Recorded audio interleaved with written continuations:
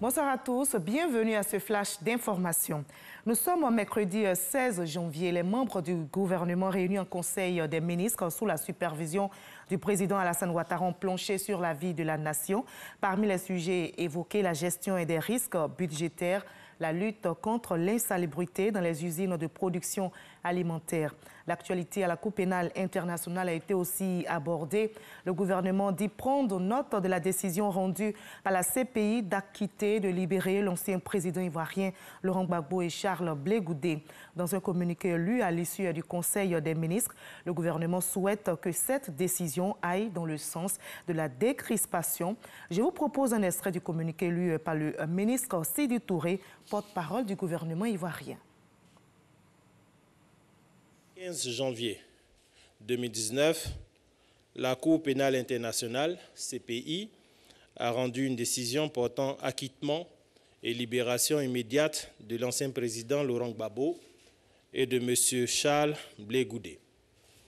Dans les heures qui ont suivi cette décision, des manifestations localisées de joie, d'une part, et de désapprobation, d'autre part, ont été constatées dans certains quartiers d'Abidjan et quelques localités de l'intérieur du pays. Le gouvernement prend note de la décision rendue par la Cour pénale internationale. Le gouvernement prend également note de la décision du procureur de la CPI de faire appel de cette décision. Dans ces circonstances, le chef de l'État et le gouvernement ont une pensée pour les victimes et les assurent de leur soutien. Des mesures additionnelles seront prises au plan matériel et financier en faveur des victimes de la crise post-électorale en vue de les soulager et soutenir davantage. Le gouvernement souhaite que cette décision aille dans le sens de la décrispation de notre pays tel qu'engagé par le président de la République, son Excellence Alassane Ouattara, à travers les actes forts qu'il a initiés dans le sens de la paix et de la réconciliation. Le président de la République et le gouvernement réitèrent leur volonté de consolider la paix, la cohésion nationale et le développement de notre pays. Il appelle l'ensemble des populations au calme, au pardon et à la réconciliation. La Côte d'Ivoire a besoin de paix pour faire face aux défis de son développement économique et social afin de continuer d'améliorer les conditions de vie de tous les Ivoiriens. Et notez que la décision d'acquittement et de remise en liberté de l'ancien président ivoirien et du leader des jeunes patriotes a été confirmée ce mercredi 16 janvier par les juges de la CPI.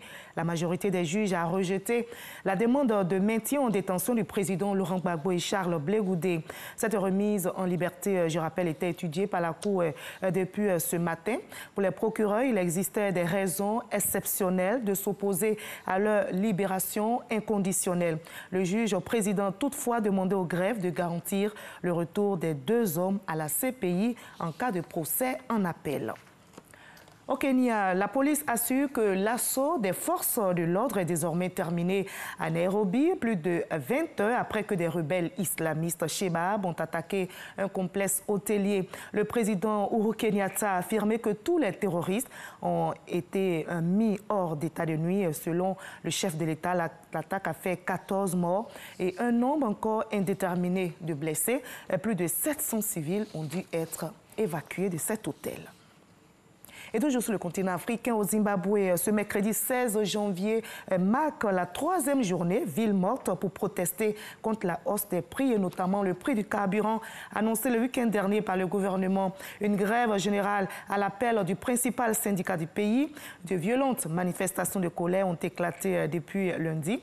On déplore au moins 3 morts et de nombreux blessés dans les échauffourées. Plusieurs centaines de personnes auraient été arrêtées par la police. Voilà, c'est ici que l'on s'arrête pour ce Flash Info. Je vous retrouve avec plaisir à 20 h, mais juste après ce Flash, suivons l'info régionale pour avoir toutes les nouvelles de nos régions ici en Côte d'Ivoire.